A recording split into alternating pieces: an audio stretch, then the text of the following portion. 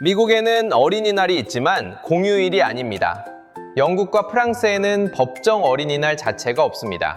한국인은 5월 5일을 그냥 쉬는 날로 지나칩니다. 그런데 세계 기준으로는 달랐습니다. 어린이를 위해 국가 전체가 멈추는 공휴일은 지구상에서 손에 꼽힙니다. 이 제도는 1923년 일제강점기 조선에서 한 사람이 시작했습니다. 그리고 2026년 한국의 어린이날 동식물원 소비는 평소보다 284% 올랐습니다. 미국에도 어린이날이 있습니다. 6월 둘째 일요일입니다. 그러나 연방 공휴일이 아닙니다. 비공식 기념일입니다. 그날도 학교는 평소처럼 문을 엽니다. 부모도 평소처럼 출근합니다. 한 미국 여행 블로거는 이렇게 적었습니다. 어린이날이라는 말을 들어본 적이 없다고 했습니다. 영국에는 아예 없습니다. 프랑스에도 없습니다. 법정 어린이날이라는 제도 자체가 존재하지 않습니다. 아이를 위해 나라가 멈추는 날은 그들의 달력에 없습니다. 일본에는 있습니다. 5월 5일이 공휴일입니다. 그런데 그날은 골든 위크라는 긴 연휴의 마지막 날입니다.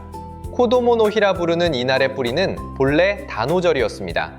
어린이를 위해 새로 만들어진 날이 아닙니다. 그리고 한국이 있습니다. 5월 5일은 단독 공휴일입니다. 어린이만을 위한 빨간 날입니다. 부모도 함께 쉽니다. 에버랜드 입장권은 수주 전에 매진됩니다.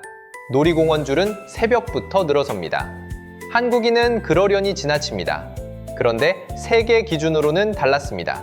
한국인에게 어린이날은 그냥 빨간 날이 아닙니다. 그런데 왜 한국만 이렇게 됐을까요? 그 이유는 1923년으로 거슬러 올라갑니다. 어린이라는 단어는 원래 한국어에 없었습니다. 아이, 애새끼, 어린 것, 그렇게 불리던 존재를 처음으로 어린이라 부른 사람이 방정환이었습니다. 아이를 어른의 소유물이 아닌 하나의 독립된 인격체로 부르기 위해 새로 만든 말이었습니다.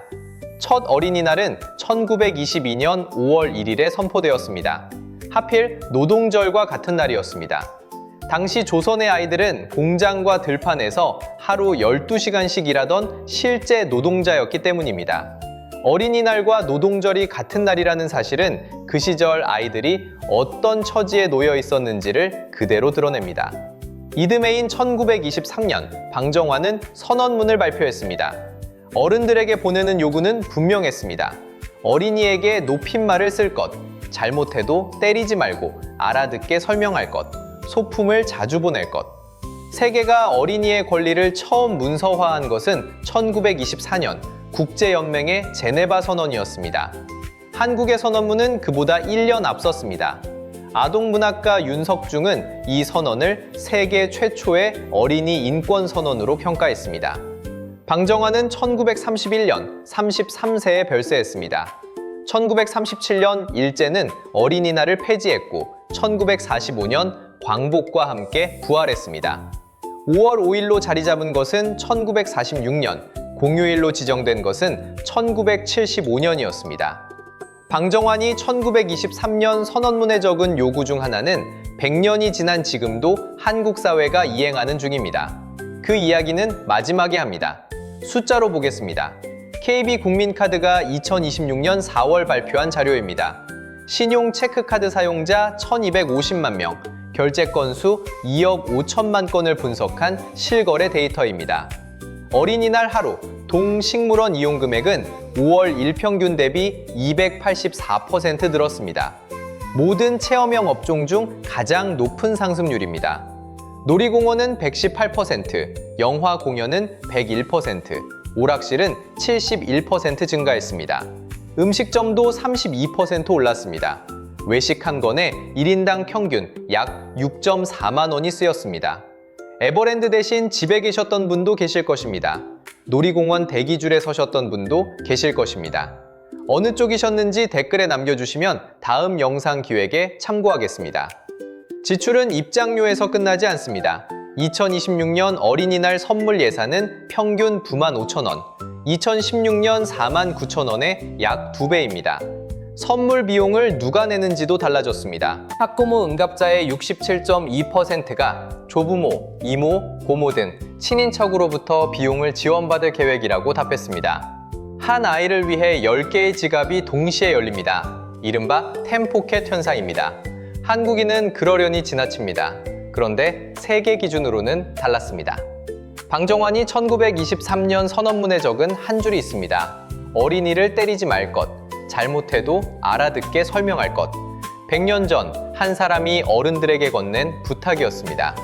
이 문장이 한국의 법이 되기까지 걸린 시간이 있습니다. 2021년 1월 8일 한국 국회는 민법 제915조 친권자의 징계권 조항을 폐지했습니다. 1월 26일부터 시행됐습니다.